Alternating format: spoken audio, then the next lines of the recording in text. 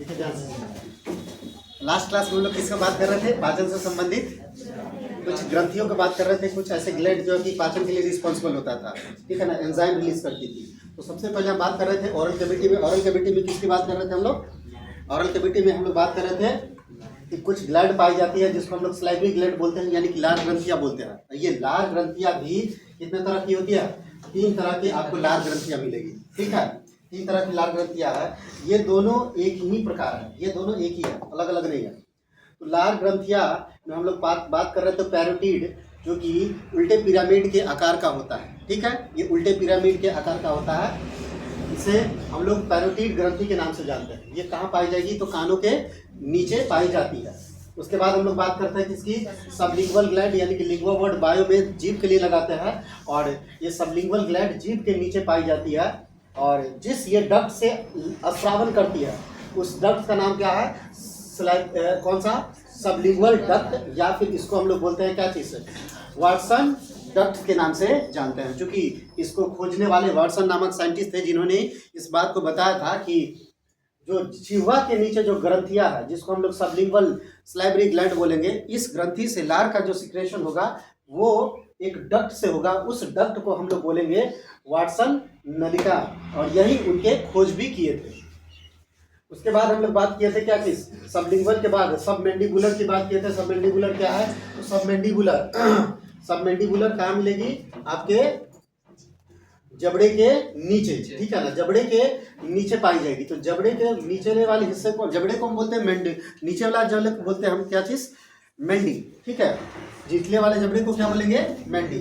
तो जबड़े के पीछे है, इसलिए इसका नाम पड़ा सब मैंडिबुलर। और इससे जो लार का स्रावन होगी तो एक डक्ट से होगी, और इस कॉमन से डक्ट को क्या बोल देंगे हम लोग? रिवनस नामक एक साइंटिस्ट ने इस बात को खोजा था, इसलिए उन्होंने इसका नाम दिया था रिवनस ग्लैंड। ऊपर वाले जबड़े को क्या बोलते हैं? मैक्सिला। इसी से इसके जस्ट पीछे लगी रहती है कौन सा ग्लैंड? एक सब मैक्सिलरी ग्लैंड। और ये सभी ग्रंथियां मिलके लार का स्रावन करेगी। हाँ, चलो।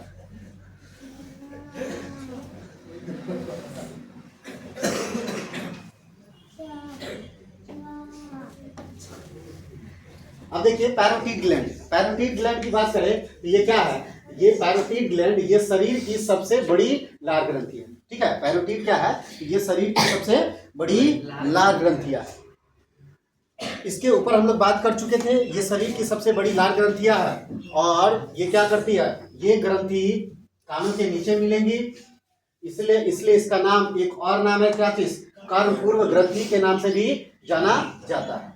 इसमें कभी कभी सूजन आ जाती है, और इस सूजन के कारण है ना आपको एक गलसुआ यानी कि मम्प्स नामक क्या हो जाता है? रोग हो जाता है, ठीक है। मम्प्स नामक एक रोग हो जाता है, जिसको हम लोग क्या बोलते हैं? गलसुआ बोलते हैं। पैरोटिड के कारण गलसुआ यानी कि मम्प्स नामक रोग होता है। इन सभी के बारे में बात किए थे हम लोग। सांपों में ये ग्रंथि बाद में चल के पॉइजनस ग्लैंड बन जाती है, ठीक है। यानी कि पैरोटिड जो ग्लैंड है वो सांपों में चल के बाद में क्या बन जाती है? पैरोटिड जो ग्लैंड है वो पॉइजनस ग्लैंड बन जाता है। उसके बाद हम लोग बात किए थे किसके ऊपर? सबलिंगुअल ग्लैंड, यानी कि जिह्वा के नीचे पाई जाएगी, इसीलिए हम लोग क्या बोलेंगे इसका नाम? इसका हिंदी में बोलते हैं अधो जिह्वा ग्रंथि। अधो का मतलब होता है क्या चीज? संस्कृत में इसको बोलते हैं नीचे या फिर पीछे, ठीक है। तो जिह्वा के पीछे पाई जाती है, इसलिए हम लोग क्या बोलते हैं? अधो जिह्वा ग्रंथि। और ये ग्रंथि भी लार का स्रावन करती है, और ये सबसे कम लार का स्रावन करेगी। कितना? 5% ये लार का स्रावन करती है, यानी कि सिक्रेशन करती है। तो इतना जो हम सब पिछले क्लास में हम लोग देख के चले थे, आज हम लोग इस क्लास में क्या देखेंगे? तो आज हम लोग इस क्लास में देखेंगे सब मैंडिबुलर यानी कि अधो हनु ग्रंथि को देखेंगे, ठीक है। ये क्या है? ये पिछला है, ये अधो जिह्वा, ठीक है। ये अधो जिह्वा है, और ये क्या है? अधो हनु। और अधो हनु क्या है? तो ये आपके कहाँ मिलेगी? जबड़े के नीचे। ये जो जबड़ा है ना, ये नीचे वाला, इसके निचले पीछे पाई जाएगी। यह ग्रंथि मुख गुहा में सर्वाधिक लार का स्रावन करती है। इसको भी हम लोग लास्ट क्लास में पढ़े थे, शायद पढ़े थे ना। तो इसको भी लास्ट क्लास में पढ़े थे कि ये ग्रंथियां हमारे है ना, हमें सबसे ज्यादा ये लार का सिक्रेशन करती है। और ये ग्रंथि कहाँ मिलेगी आपको, ये नीचे वाले जबड़े के पीछे पाई जाती है। यह ग्रंथि अपना स्रावन रेवनस नामक नलिकाओं से करेगी। नोट पॉइंट में हम लोग देख के चले थे क्या चीज, कि कभी कभी लार ग्रंथियों में सूजन आ जाती है, जिसके कारण आपको क्या हो जाती है, एक है ना, लार ग्रंथियों में सूजन आएगी जिसके कारण आपको दर्द बहुत ज्यादा होगा। और ये जो होता है वो किसके कारण, स्लाइडेनाइटिस नामक बैक्टीरिया के कारण ये रोग होता है। स्लाइडेनाइटिस नामक रोग होता है, स्लाइडेनाइटिस नामक रोग है। और ये जो रोग होता है वो किसके कारण होता है, स्ट्रेप्टोकोकस, है ना, स्ट्रेप्टोकोकस बैक्टीरिया के कारण रोग होता है। तो यहाँ पे मंप दो था वो वायरस के कारण होता है, मंप यानी कि गलचूड़ा, वो वायरस के कारण होता है। लेकिन स्लाइडेनाइटिस किसके कारण होता है, तो एक बैक्टीरिया के कारण, बैक्टीरिया जनित एक रोग है। इस रोग के कारण मुख में क्या होती है, लार का स्रावन नहीं हो पाएगा। ठीक है, इस रोग यदि ये रोग हो जाएगी तो सबसे ज्यादा आपको पता है ना कि मैंडिबुलर सर्वाधिक आपका लार का स्रावन कर रही है। और यदि सब मैंडिबुलर में यदि सब मैंडिबुलर ग्लैंड में यदि सूजन आ जाती है तो ये लार का सिक्रेशन क्या करेगी, बंद करेगी। यदि आपको नहीं समझ में आया ना एक क्लास में तो एक बार वीडियो को तुम लोग देखना है, ठीक है, ताकि तुम लोगों को समझ में आ जाए। तुम लोग इसी तरह से वीडियो को फास्ट कर लोगे और देखोगे तब वहाँ पे तुम लोगों को क्लियर हो जाएगा। चलिए, ये हम लोग लास्ट क्लास में बात की। आज हम लोग बात करेंगे लार ग्रंथियां कहाँ कहाँ थी, ये तो बात कर लिए। आज हम लोग बात करेंगे उन लार ग्रंथियां लार का सिक्रेशन करेगी, लेकिन इनमें क्या क्या पाया जाएगा इन सभी के ऊपर हम लोग बात करेंगे। तो देखिए, लार यानी कि सलाइवा, सलाइवा का पीएच वैल्यू जो होती है वो कितना होता है, 6.4 से लेके कितना होता है, 6.8 तक का इसका पीएच वैल्यू होता है।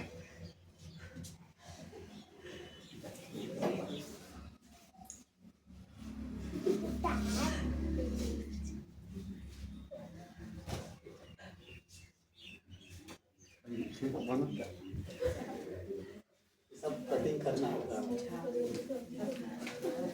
तो देखिए, इसकी पीएच लार जो होता है ना वो कैसा होता है, हल्का क्षारीय होता है। ठीक है ना, हल्का क्षारीय प्रकृति का होता है। लेकिन यही बच्चा सब यदि चॉकलेट वगैरह खा लेगा ना तो इसके अब ये अम्लीयता में बदलती है। ठीक है, और यही अम्लीयता आपको दांतों को नुकसान करता है। तो लार की जो पीएच वैल्यू होता है 6.8 या फिर 6.4, इतना 6.4 से लेकर 6.8 ये क्षारीय प्रकृति के होता है। और ये क्या होता है, ये आपके डर्मी यानी कि कोशिका, डर्मी जो साइट है, डर्मी यानी कि स्किन जो डिजीज आपको होती है, ठीक है ना, चर्म रोग होती है, तो उन चर्म रोग के उपचार में भी इनका प्रयोग आप लोग करते हैं। देखे होंगे क्या चीज कि जो कुत्ता, तो कुत्तों के जो जीवा में ना स्लाइवरी ग्लैंड जो है, स्लाइवरी ग्लैंड लार का स्रावन करती है। लेकिन उस स्लाइवरी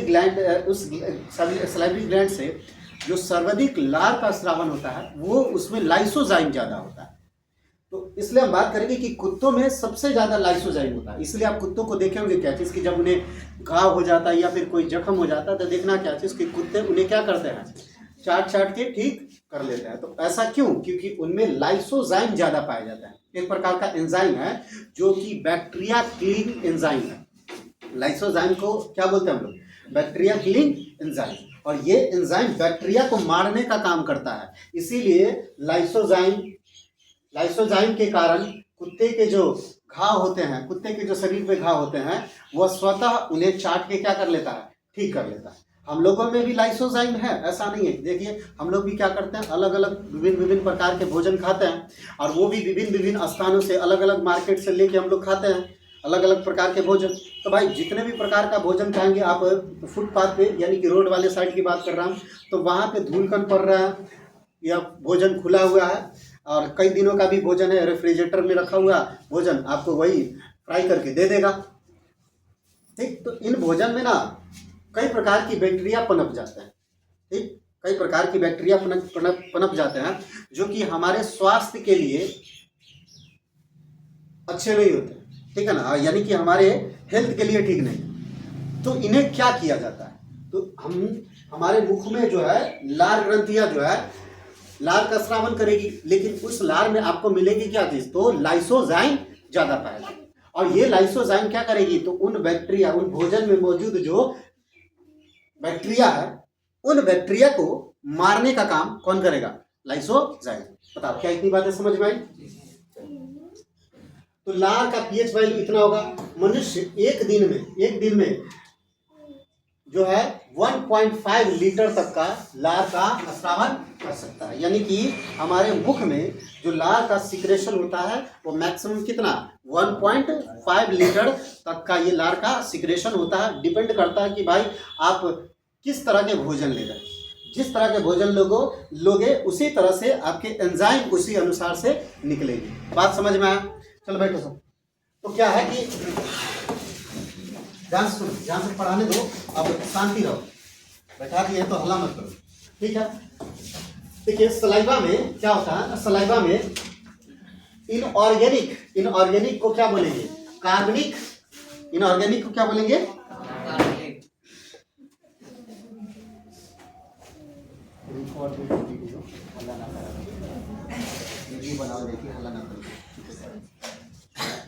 तो सलाइवा में क्या होता है, इनऑर्गेनिक यानी कि अकार्बनिक, और ऑर्गेनिक यानी कि क्या चीज, कार्बनिक। तो केमिस्ट्री को दो भागों में बांट के चलते हैं हम लोग, ठीक है। केमिस्ट्री के दो भागों में बांट के चलते हैं। तो केमिस्ट्री में उन रसायनों को हम अलग करते हैं जो कि कार्बन से मिलकर बने होते हैं, जो कि कार्बन चैप्टर में पढ़ना है, और उन रसायनों को अलग लेके चलते हैं जो कि किससे, जो कार्बन से मिलके नहीं बने। बात समझ में आना। यानी कि एक तो होगा क्या चीज, एक बनेंगे किसके, कार्बनिक, और एक को होंगे क्या चीज, एक होंगे अकार्बनिक, मतलब जिनमें कार्बन की मौजूदगी नहीं होगी। और ये क्या होगा, एक होगा कार्बनिक। जैसे कि एग्जांपल के लिए बात करूं, है ना, आपकी बात करा जाए यदि सोडियम क्लोराइड, तो इस सोडियम क्लोराइड में कार्बन नहीं है, सोडियम और क्लोरीन है। और जबकि हम बात करें, ठीक है ना, मेथेन CH4, ठीक है, CH4 को बोलेंगे क्या चीज, मेथेन। तो इसमें क्या है, कार्बन है। तो हम बोलेंगे क्या चीज, ये क्या है, ये एक कार्बनिक पदार्थ यानी कि ऑर्गेनिक सब्सटेंस है। और जबकि ये क्या है, अकार्बनिक यानी कि इनऑर्गेनिक सब्सटेंस है। बताओ क्या इतनी बातें समझ में आना। तो कंपाउंड को दो भागों में बांट के चलेंगे हम केमिस्ट्री में। कंपाउंड को दो भागों में बांट के चलते हैं, यौगिकों को दो भाग में। किस किस भाग में, तो एक को लेते हैं जिनमें ऐसे कंपाउंड जिनमें कार्बन के एटम नहीं पाया जाता, यानी कि कार्बन की परमाणु नहीं मिलेंगे। ऐसे है यौगिक जिनमें कार्बन के परमाणु आपको देखने को नहीं मिले, उसको आप किस कैटेगरी में डालेंगे, अकार्बनिक। लेकिन दूसरा आपको मिलेगा क्या चीज, जिनमें कार्बन के एटम मिलेंगे, ऐसे को किस में डाल के चलेंगे, कार्बनिक यौगिक में लेके चलेंगे। समझ में आ रहा ना। हालांकि कार्बनिक यौगिक को भी अलग अलग वर्गों में बांट के चला गया। हम कार्बन के चैप्टर में देखेंगे इस चीज को। तो फिलहाल के लिए हम लोग बायो जब पढ़ रहे हैं तो इस बात को ध्यान देंगे यहाँ पे कि तो सलाइवा में दो तरह का आपको क्या मिलेंगे, कंपाउंड, दो तरह के आपको यौगिक मिलेंगे। कौन कौन से, एक तो मिलेगा क्या चीज, अकार्बनिक, और एक मिलेगा क्या चीज, कार्बनिक। मतलब दोनों ही कंपाउंड इसमें देखने को मिलेगा। पता क्या इतनी बातें समझ में आना। तो अब इन्हीं कंपाउंडों के ऊपर बात कर लेते हैं। और दूसरा क्या है, आगे देखिए, इनऑर्गेनिक सब्सटेंस, यानी कि इनऑर्गेनिक का मतलब क्या हुआ, अकार्बनिक पदार्थ। सब्सटेंस को क्या बोलेंगे, पदार्थ। तो अकार्बनिक सब्सटेंस में कौन कौन हो सकते हैं, जो कार्बन से नहीं मिलकर बनी होगी, तो कौन, वाटर, यानी कि H2O, ठीक है। उसके बाद क्या हो सकता है, कुछ इलेक्ट्रोलाइट्स, ठीक है ना, कुछ इलेक्ट्रोलाइट्स में कौन हो जाएगा, इलेक्ट्रोलाइट्स में जिसके ऊपर चार्ज होगा। ऐसे एलिमेंट जिनके ऊपर चार्ज होगा, जैसे पोटासियम, ठीक है ना, पोटासियम, जैसे कि सोडियम, ये सभी क्या है, इलेक्ट्रोलाइट्स है। फास्फोरस, ठीक है, फास्फोरस, इन सभी के ऊपर क्या है, इलेक्ट्रोलाइट्स है। बताओ क्या इतनी बातें समझ में आया।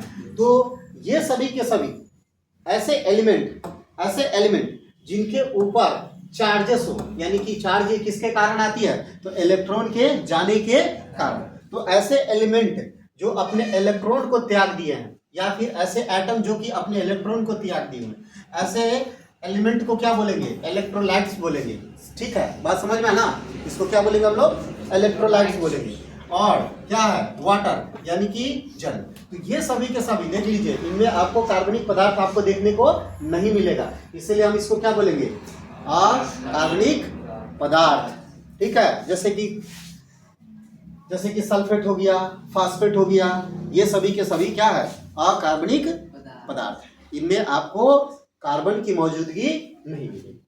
तो चलिए देखते हैं इन ऑर्गेनिक और इनऑर्गेनिक सब्सटेंसों के ऊपर हम लोग इनके वर्गीकरण देखते हैं। तो हम बात करेंगे सबसे पहले किसकी? ऑर्गेनिक सब्सटेंस की। ठीक है, ऑर्गेनिक सब्सटेंस। ऑर्गेनिक सब्सटेंस मतलब, ऑर्गेनिक सब्सटेंस का मतलब क्या चीज? ऑर्गेनिक सब्सटेंस मतलब जो क्या होगा? कार्बनिक यौगिक होगा, जो कार्बनिक यौगिक होगा। तो ऑर्गेनिक सब्सटेंस यानी कि कार्बनिक पदार्थ। तो भाई कार्बनिक पदार्थ में कौन कौन हो सकते हैं? जैसे कि एंजाइम।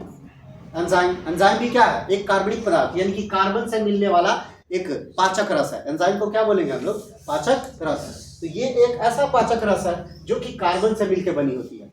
और एंजाइम भी दो तरह का। कौन कौन से? टाइलिन, या फिर इसी को हम लोग पटाइलिन लिखते तो है लेकिन बोलते क्या है? टाइलिन। लिखते हैं पी से लेकिन बोलते वक्त ये पी साइलेंट हो जाएगा, तो हम इसको क्या बोलेंगे? टाइलिन, है ना। टाइलिन क्या है? तो एक प्रकार का एंजाइम है। ठीक है, एक प्रकार का एंजाइम है। उसके बाद टाइलिन या फिर पटाइलिन बोलिए, ये सभी, या फिर इसी का एक और नाम है क्या चीज? Salivary amylase. ठीक है, इसी को हम लोग क्या बोलेंगे? Salivary amylase. हिंदी और इंग्लिश में दोनों वही नेम है। ठीक है, आप टाइलिन बोलिए, पटाइलिन बोलिए, दोनों वही चीज है, अलग अलग नहीं है। और या फिर सलाइवरी अमाइलेज बोलिए, या फिर इसको इंग्लिश में या हिंदी में दोनों नेम वही है। बोलिए, क्या इतनी बातें समझ में आया? और ये एंजाइम, ये भी टाइलिन किससे बनी हुई है? तो कार्बनिक कंपाउंड है। ठीक है, टाइलिन भी क्या है? एक कार्बनिक कंपाउंड है। एक विशेष प्रकार की ऐसे प्रोटीन है जो कि एंजाइम की तरह काम करती है। ये एक विशेष प्रकार की प्रोटीन की एक संरचना है जो कि पाचक रस की तरह काम करता है भोजन को पचाने में। और ये कहाँ से निकलेगी? ये कहाँ से निकलेगी? तो सलाइवरी ग्लैंड। क्या पढ़ा हम लोग? सलाइवरी ग्लैंड है ना पढ़ रहा है। तो अभी हम लोग पढ़ रहे हैं सलाइवरी ग्लैंड। और सलाइवरी ग्लैंड कुछ सलाइवा निकाल रही है, यानी कि लार का सिक्रेशन कर रही है। उन्हीं लार में क्या क्या मिलेगी उनको हम देख रहे हैं। तो लार में दो तरह का आपको कंपाउंड मिलेगा। कौन कौन बताइए? एक ऑर्गेनिक और दूसरा इनऑर्गेनिक। तो ऑर्गेनिक में क्या मिलेगी आपको? क्या पता क्या मिलेगा? एंजाइम। और क्या मिलेगा? लाइसोजाइम। उसी लाइसोजाइम की बात कर रहे हैं हम, जो क्या होती है? जो कि बैक्टीरिया किलिंग की तरह काम करता है। ठीक है, याद कीजिए, आप पढ़े थे सेल, कोशिका में आत्मघाती की थैला पढ़े थे आप? उस आत्मघाती की थैला में क्या चीज था? एक प्रकार का एंजाइम। और इस एंजाइम का नाम क्या चीज था? लाइसोजाइम, जो कि कोशिका को ही क्या कर देता था? पचा देता था, है ना। कोशिका के अंगों को ही क्या कर देता था? पचा देता था, कोशिका के पार्ट को। तो ये लाइसोजाइम जो कि सेल को मारने का काम करता है। उसी तरह से ये लाइसोजाइम बैक्टीरिया को मारने का काम करेगा। बैक्टीरिया भी तो सेल से ही बनी हुई ना, बैक्टीरिया से सेल से बनी है, तो उस सेल को ये मारने का काम करेगा। इसीलिए जब हम भोजन वगैरह खाते हैं ना, भोजन खाते हैं, तो उन भोजनों में ना कई सारी की बैक्टीरिया, बाहर से हम चीज ले रहा है अंदर शरीर के अंदर, तो हमारे लाइसोजाइम उन भोजन में यदि बैक्टीरिया होगा ना, तो उस बैक्टीरिया को मारने का काम करेगा। लेकिन फिर भी यदि बच जाती है वो बैक्टीरिया, और जैसे ही वो पेट में जाएगी तो पेट में हाइड्रोक्लोरिक एसिड उसे जला देगा। समझ में आ रहा ना?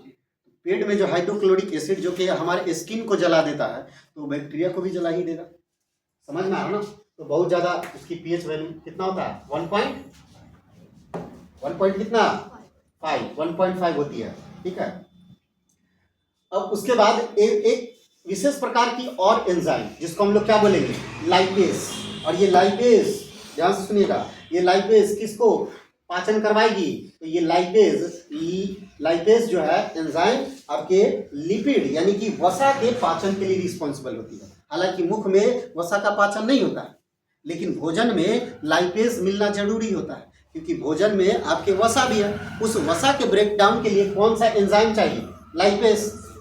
समझ में आ रहा ना? और ये भोजन में मिलने के बाद आपके पेट तक जाएंगी, और यही वो लाइपेज है। ठीक है, यही वो लाइपेज है जो कि आपके फैट के इमल्सिफिकेशन के लिए रिस्पॉन्सिबल होती है, यानी कि वसा के ब्रेक डाउन के लिए रिस्पॉन्सिबल होती है। बताओ, क्या इतनी बातें समझ में आए? बोलिए, समझ में आ गया इतना? चलिए और आगे देखते हैं।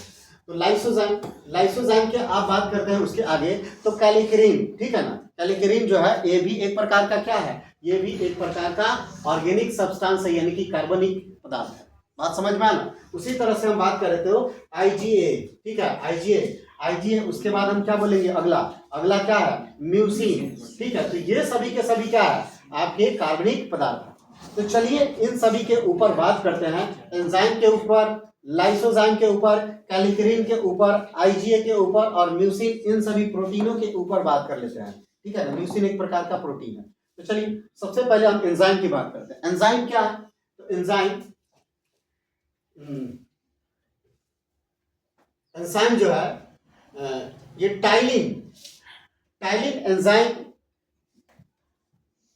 एंजाइम के दो भाग कौन कौन से, टाइलिन और कौन सा, लाइपेज। तो एंजाइम में भी हम लोग देखेंगे टाइलिन को और लाइपेज को। तो टाइलिन या फिर इसे को पटाइलिन बोलिए। तो टाइलिन या टाइलिन जो है लिखा जाएगा पटाइलिन लेकिन बोला जाएगा टाइलिन। यह क्या करता है, ptyalin lipase enzyme, sorry ptyalin enzyme तथा लाइपेज एंजाइम ये क्या करेगी, दोनों एब्नर ग्रंथि ही स्रावित करती है, ठीक है। तो एब्नर एक साइंटिस्ट थे, ठीक है, एब्नर एक साइंटिस्ट थे जिन्होंने इस बात को खोजा था कि भाई ये दोनों एंजाइम निकलेगी कहां से। तो ये दोनों एंजाइम कौन कौन, एंजाइम कहां से रिलीज होगी, एंजाइम रिलीज होगी लार ग्रंथियां, लेकिन लार ग्रंथियों के किस हिस्सों से, तो एब्नर ग्लैंड से ये क्या होती है, अस्रावित होती है। समझ में आ रहा ना, अस्रावित होती है। मेरी बातें समझ में आ रही है, ये बातें क्लियर समझ में आ रही है ना। देखिए ध्यान से सुना, ये भी क्या है, एब्नर एक ग्लैंड है जो कि एक लार ग्रंथिया है, और जो कि ये लार ग्रंथिया किसको निकालने के लिए रिस्पॉन्सिबल होती है, एंजाइम को ही निकालने के लिए रिस्पॉन्सिबल होती है। हम बोले थे ना कि लार ग्रंथियां भी अलग अलग तरह की होती है। कौन कौन बताइए, पैरोटिड, सबमेंडिबुलर, सबलिंगुअल, ये बताए थे ना। उनमें में से एक और भी है, कौन सा, एब्नर एक ग्लैंड, ठीक है, ये एब्नर। और ये एब्नर ग्लैंड किसको अस्रावन करेगी, एंजाइम को रिलीज करती है। वहां नहीं लिखा थे लेकिन यहां समझ लो, ठीक। अब टाइलिन एंजाइम का दूसरा नाम क्या है, सलाइवरी अमाइलेज। इसको हम लोग क्या बोलेंगे, सलाइवरी अमाइलेज कहा भी जाता है। तो टाइलिन को सलाइवरी अमाइलेज भी कहा जाता है, ये बात हम बता दिए। सलाइवरी अमाइलेज कहा जाता है, दूसरा नाम सलाइवरी अमाइलेज भी कहा जाता है। ये क्या करेगी, स्टार्च में भी, स्टार्च यानी कि क्या चीज, कार्बो, एक प्रकार का कार्बोहाइड्रेट ना। स्टार्च क्या है, एक प्रकार का कार्बोहाइड्रेट, और इसी कार्बोहाइड्रेट का ये क्या करेगी, पाचन करेगी। तो इस बात को समझो, ये किसका पाचन करेगी, कार्बोस का। कार्बोस मतलब कार्बोहाइड्रेट का ये क्या करेगी, पाचन के लिए रिस्पॉन्सिबल होती है। इस बात को समझोगे कि आपके मुख में जो कार्बोहाइड्रेट का जो पाचन हो रही है, ठीक है ना, आपके मुख में जो कार्बोहाइड्रेट का जो पाचन हो रही है वो किसके कारण हो रही है, किस एंजाइम के कारण, टाइलिन एंजाइम के कारण। और ये टाइलिन एंजाइम नहीं होता ना तो आप कार्बोहाइड्रेट तो खाते, यानी कि स्टार्च तो खाते, आलू में स्टार्च पाई जाती है, स्वीट पोटैटो यानी कि आलूआ जो हो गया इसमें भी क्या पाया जाएगा, स्टार्च पाया जाएगा। समझ में आ रहा ना, पौधे अपने भोजन किस रूप में जमा करते हैं, स्टार्च के रूप में। समझ में आ रहा ना। तो आप मूली वगैरह गाजर ये सब खाते, उन सभी में भी स्टार्च है, तो आप स्टार्च तो खा लेते, लेकिन इस स्टार्च का पाचन आप में नहीं होता। कहाँ,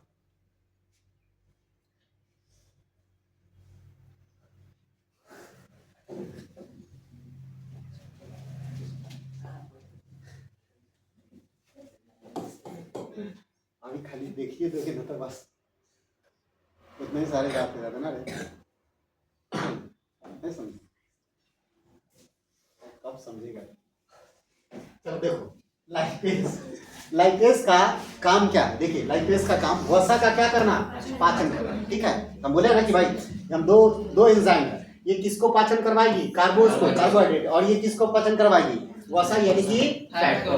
तो फैट के इमल्सिफिकेशन यानी कि फैट का ब्रेकडाउन के लिए रिस्पॉन्सिबल कौन है, तो दो तरह का एंजाइम लेते हैं, ठीक है। देखिए आपके डाइजेस्टिव सिस्टम यदि खराब होना तो आपको एंजाइम देते हैं, है ना। आप खाते हैं ना यूनिजाइम, एक टैबलेट आता है, खाया यूनिजाइम, काले कलर का होता है। यूनिजाइम एक टैबलेट है, उसमें लिखा हुआ है क्या चीज, यूनिजाइम, ठीक है ना। यूनिजाइम, एंजाइम उसको बोलेंगे यूनिजाइम। तो एंजाइम जो है वो क्या कर रही है, आपको इसमें एंजाइम आपको मिलेगी टाइलिन और लाइपेज। यदि नहीं है यकीन तो तुम उसके जो कंटेंट दिए रहते हैं उस कंटेंट में इसको पढ़ना, आपको ये सभी एंजाइम उसमें क्या है मिलेगा। ठीक है, मेरा लीवर खराब था जिस वक्त हमें भोजन का पाचन नहीं हो रहा था, तुम लोग शायद जान रहे थे तो उस वक्त ना हम जो खाए थे तो उसमें ये सभी के सभी मिल रहा था। ठीक है ना, क्योंकि मेरा आदत है कि हम दवा ववा खाते हैं ना तो उसको देख लेते हैं, पढ़ते हैं। समझ में आया? तो ये क्या करेगी, इनमें एंजाइम का काम क्या है, एंजाइम दो तरह का, टाइलिन और लाइपेज है। टाइलिन किसको पाचन करवाएगी, कार्बोहाइड्रेट, जबकि लिपिड या सॉरी लाइपेज किसको, लिपिड का वसा का पाचन के लिए रिस्पॉन्सिबल होती है। एंजाइम जान गए एंजाइम। अब आते हैं हम लोग एंजाइम के बाद कौन सा, एंजाइम के बाद कौन सा, लाइसोजाइम। देख लीजिए लाइसोजाइम, लाइसोजाइम क्या है, यह एक प्रकार का क्या है, बैक्टीरिया रोधी है ना एंजाइम है, मतलब बैक्टीरिया को रोकने का काम करता है। मुख में जो भोजन गई यदि उस भोजन में बैक्टीरिया है तो उस बैक्टीरिया को ये किलिंग करने का काम करता है, यानी कि एक विशेष प्रकार के एंजाइम जो कि बैक्टीरिया को मारती है, बैक्टीरिया को डाइजेस्ट यानी कि पचाने का काम करता है। इसलिए इसका नाम क्या पड़ा, इसलिए इसका एक और नाम बैक्टीरिया किलर एंजाइम है। इसका एक और नाम जिसका नाम क्या है, बैक्टीरिया किलर एंजाइम। चूंकि ये बैक्टीरिया को मार रही है इसलिए बैक्टीरिया किलर एंजाइम भी इसे कहा जाएगा, या फिर इसी को बोला जाएगा बैक्टीरिया के अगेंस्ट लड़ रहा। ठीक है ना, बैक्टीरिया के अगेंस्ट लड़ रहा है इसलिए इसका नाम क्या पड़ेगा, एंटी बैक्टीरियल एंजाइम, यानी कि बैक्टीरिया के अगेंस्ट लड़ने वाला एंजाइम, बैक्टीरिया किलिंग एंजाइम। क्या इतनी बातें क्लियर हुई? अब लाइसोजाइम तो देख लिए, अब लाइसोजाइम के बाद यदि देखेंगे तो क्या है, कैलेक्रिन। देखिए एंजाइम अलग अलग प्रकार के, एंजाइम अलग अलग प्रकार के, कौन कौन, आपने किसको देखा, किसको देखा बताइए, आपने देखा एंजाइम को। ठीक है, एंजाइम दो तरह का, कौन कौन जल्दी बोलिए फटाफट। एंजाइम एक टाइलिन है और कौन सा, टाइलिन का किसका पाचन करवाएगी, स्टार्च यानी कि कार्बोहाइड्रेट का पाचन करवाएगी। और जबकि लाइपेज किसका पाचन करवाने के लिए, लिपिड यानी कि लाइपेज, एल फॉर लाइपेज और एल फॉर लिपिड, तो लाइपेज लिपिड का पाचन करवाने के लिए रिस्पॉन्सिबल है। जबकि वही यदि हम देखा जाए भोजन यदि आप खाते हैं तो ये एंजाइम अलग अलग भोजन को तो पचाएगी, लेकिन उस भोजन में यदि कभी बैक्टीरिया चली जाए तो इसको भी तो मारना है ना, तो इसको मारने के लिए आपको क्या मिलेगी, मुख में सलाइवरी ग्लैंड एक लार का स्रावन करेगी, उस लार में ही आपको क्या मिलेगी, लाइसोजाइम पाई जाएगी। समझ में आ रहा ना, और ये लाइसोजाइम बैक्टीरिया को मारेगा। अब उसके बाद हम लोग किसकी बात करते हैं, कैलेक्रिन। ठीक है, कैलेक्रिन, उसके बाद आईजीए, आईजीए को क्या बोलेंगे, इम्यूनोग्लोबुलिन और क्या चीज, एंटीबॉडी। ठीक है, इम्यूनोग्लोबुलिन एंटीबॉडी, यानी कि इम्यूनो का मतलब क्या होता है, इम्यूनिटी सिस्टम, रोग प्रतिरोधक क्षमता। ठीक है,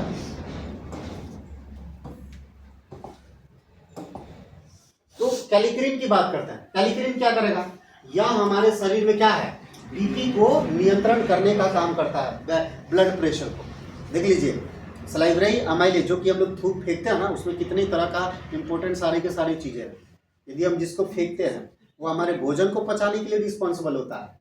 ठीक है ना, तो आपके जो लार निकलते हैं, ये देखो कभी कभी आपके मुख से ज्यादा थूक वगैरह भी निकलता है, ऐसा कभी हुआ है, कभी हुआ है या नहीं हुआ है, नहीं हुआ, तू करते रहता किसी इंसान को, ऐसा देखा तुम, नहीं देखा, तुम नहीं किया होगा लेकिन किसी को तो जरूर देखा होगा ना, तो केवल थूक फेंकता है, इधर उधर थूक फेंकता होगा। पता है ऐसा क्यों, ऐसा इसलिए क्योंकि उसके शरीर में भोजन का जो है ना एंजाइम ज़्यादा रिलीज का होने का मतलब ये है कि उसके शरीर डिमांड कर रही है कि भाई तुम एंजाइम निकालो। ठीक है ना, तुम पाचक रस निकालो, यानी कि तुम सलाइवा निकालो, ताकि वो सलाइवा में एंजाइम हमारे भोजन जो उसके भोजन ना पच रहा है, लिपिड नहीं पच रहा है, यानी लिपिड ना पच रहा है, उसके बाद कार्बोहाइड्रेट ना पच रहा है, उसके बाद बैक्टीरिया है, उन बैक्टीरिया को मारना है, तो इन सभी के लिए रिस्पॉन्सिबल है सलाइवा। चूंकि उस सलाइवा को वो फेंक रहा है, भाई जितना फेंकेगा तो उसकी शरीर उसको डिमांड कर रही है, भाई हमको जरूरत है, अब भाई शरीर तो डिमांड कर रही है तो उसको निकालेगी, जबकि वो इंसान उसे क्या कर रहा है, फेंक रहा है। यदि वो लेगा, उस एंजाइम को लेगा, तो तुरंत वो एंजाइम उसके बॉडी में जितने भी भोजन गए हैं, उस भोज्य पदार्थों को पचाने का काम है ना, बैक्टीरिया को मारने का काम इन सभी को और बीपी को नियंत्रण करने का ये काम करेगी। तो ये सारा का सारा प्रोसेस कौन हो रहा है? ये स्वतः होने वाली क्रिया है और ये बॉडी इसे खुद रेगुलेट करती है, बॉडी इसे खुद डिमांड करती है, इसीलिए सारी की सारी चीजें निकल रही होती है। हम खुद नहीं फेंकते, इस बात को समझो। सलाइवा एक समय पर, है ना, एक समय पर ही निकलेगी। ऐसा नहीं कि आप ना हमेशा निकलते रहती है। आप खाना नहीं भी खा रहे फिर भी ये निकले जा रही है। क्या दीक्षा? बाहर ठंडा है, कहाँ जाएगी? देखो कैलिक्रीन। अच्छा देखो नोट, लाइसोजाइम कुत्तों में क्या है? सर्वाधिक पाया जाएगा, इस बात को याद रखो। कुत्तों में ज्यादा पाया जाता है, इंसानों से ज्यादा जंतुओं में पाया जाता है। इसलिए जंतु को घाव वगैरह हो जाता है तो देखना क्या चीज है ना, वो थूक से वो थूक है ना लगा लगा के उनको क्या कर देते हैं? ठीक कर देते हैं। ठीक है ना? वो चाटना उसका अलग बात है, लेकिन उस चीज को वो थूक लगाना चाहता है। ठीक है, इसीलिए कुत्ते में घाव तुरंत उन्हें मेडिसिन देने की जरूरत नहीं होती है। तुम देखा होगा कि वो ठीक कर लेते हैं स्वतः। अब क्या है? कैलिक्रीन यह हमारे शरीर में किसको नियंत्रण करेगी? ब्लड प्रेशर को नियंत्रण करने करेगी। और ये कैसे काम करती है? तो ये एंजाइम, इस बात को समझे, इस एंजाइम में पाई जाती है। इस एंजाइम में आपकी ये एंजाइम जो है क्षारीय है। ठीक है ना? आपको बोले ना कि आपके सलाइवा क्षारीय प्रकृति की होती है। ठीक है ना? ये किस नेचर के होते हैं? क्षारीय। देखिए हल्का कैसा होता है? क्षारीय। इसकी पीएच वैल्यू 7 से क्या होती है? कम। तो 7 से कम है तो क्या होगा? 7 से कम है तो क्षारीय नहीं, अम्लीय। क्या होगा ये? हल्के कैसे होते हैं? अम्लीय। इसीलिए हम लोग टूथपेस्ट में किसका इस्तेमाल करते हैं? क्षार का इस्तेमाल करते हैं। नहीं समझा? ताकि एसिड और बेस दोनों मिलके, है ना, क्या निर्माण करें? सॉल्ट और वाटर का निर्माण करें। ठीक है, सॉल्ट और वाटर का निर्माण होता है। तो पूछा जाएगा बताइए ये किस नेचर के होते हैं? तो आप बताओगे हमारे जो सलीवा होते हैं हल्के एसिडिक नेचर के होते हैं। क्या कितना से कितना तक? 6.5 टू 6.8, 6.5 टू 6.8 तक का इसका क्षारीय होता है। 6.2 टू 6.4 से लेके 6.5। यह हमारे शरीर में बीपी को नियंत्रण करेगी, यानी कि ब्लड प्रेशर को ये क्या करेगी? कंट्रोल करने का काम करेगी। ठीक, उसके बाद देखिए, अच्छा देखो ये क्या करती है ना, हमारे ब्लड में जो सोडियम लेवल है ना, इस बात को समझो, हमारे ब्लड में यदि सोडियम लेवल बढ़ गई है तो उन सोडियम को ये क्या करेगी? उन सोडियम लेवल को ये नियंत्रण करने का काम करेगी। ठीक है, उस सोडियम को ये क्या करेगी? कंट्रोल करने का काम करेगी, जिसके कारण आपके ब्लड प्रेशर बने रहेंगे। ठीक है, उसके बाद आप बात करेंगे AIGA। यह हमारे शरीर में क्या है? एंटीबॉडी, है ना, फॉर्मेशन, यानी कि एंटीबॉडी फॉर्मेशन यानी कि निर्माण में सहायक होता है। तो आपके शरीर में जो एंटीबॉडी बन रहे होते हैं, ठीक है ना, यानी कि रोग प्रतिरोधक क्षमता बन रहे होते हैं, यानी कि WBC जो बन रहा होता है, उस WBC को बनाने में रिस्पॉन्सिबल होता है कौन सा? लाइब्रेरी। बताओ क्या इतनी बातें समझ में आए? इसीलिए कहा जाता है कि भाई यदि आपके थूक है तो उसको क्या करना चाहिए?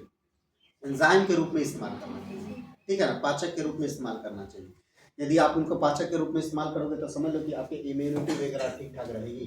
ठीक है, इम्यूनिटी वगैरह क्या रहेगी?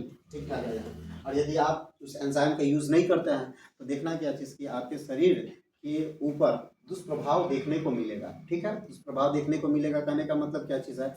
आपके भोजन का डाइजेशन ठीक ठाक नहीं है। ठीक है, ठीक ठाक नहीं होगा, प्रॉपर वे से नहीं होगा। आप में बीपी का जो नियंत्रण है ये भी नहीं हो पाएगा। उसके बाद दूसरा बात करें तो एंटीबॉडी जो फॉर्मेशन है ये भी कम होगा। समझ में आया? उसके बाद हम बात करते हैं किसकी? तो उसके बाद बात करते हैं IgA के बाद। IgA के बाद बात करते हैं किसके? म्यूसिन। अब म्यूसिन क्या है तो देख लीजिए, यह प्रोटीन हमारे गले में उपस्थित टॉन्सिल को ये क्या करती है? नियंत्रण करती है। तो आपने गले में जो टॉन्सिल है ना, उस टॉन्सिल को ये क्या करती है? नियंत्रण करने का काम करता है। तो टॉन्सिल में सूजन हो जाती है ना, इसको हम लोग क्या बोलते हैं? टॉन्सिलाइटिस बोलते हैं। क्या बोलते हैं हम लोग? टॉन्सिलाइटिस बोलते हैं। यहाँ लिख दिया। ये टॉन्सिल को सूजन के सूजने से रोकता है। ये म्यूसिन प्रोटीन क्या करेगी? टॉन्सिल सूजने से क्या करेगी? यदि टॉन्सिल बड़ा हो जाएगा ना, ठीक है, टॉन्सिल बड़ा हो गया, यहाँ पे होता है, टॉन्सिल यदि बड़े हो जाए तो आपको भोजन निगल नहीं पाओगे। ठीक है, भोजन निगल नहीं पाओगे तो ये उसे सूजने नहीं देगी। ताकि आप भोजन बढ़िया से निगल पाओ। थूक भी नहीं घोट पाओगे, भोजन ना निगल पाओगे, पानी तक नहीं पी पाओगे, ऐसा हो जाए। तो ये इनमें सूजन हो जाती है। किसके कारण? म्यूसिन प्रोटीन के कमी के कारण। और ये म्यूसिन प्रोटीन को कमी को पूर्ति कौन करेगा? तो सलाइवरी ग्लैंड पूरा करेगा। बताइए, क्या इतनी बातें समझ में ना? तो ये टॉन्सिल में यदि सूजन आ जाती है तो एक रोग हो जाता है, जिसको हमको क्या बोलते हैं, जिस रोग को हम लोग टॉन्सिलाइटिस कहते हैं। इस रोग के कारण भोजन के क्या है, निगलने में दिक्कत होगी, आप भोजन को प्रॉपर वे से आप ले नहीं पाओगे। क्या इतनी बातें क्लियर हुई? ठीक है, तो आज के लिए इतना ही रहेगा। कल जो है आपका मॉर्निंग में क्लास बंद रहेगा। ठीक है, आपके इवनिंग में भी क्लास बंद रहेगा। तो आज इवनिंग का क्लास और कल मॉर्निंग का क्लास आपका बंद रहेगा। ठीक,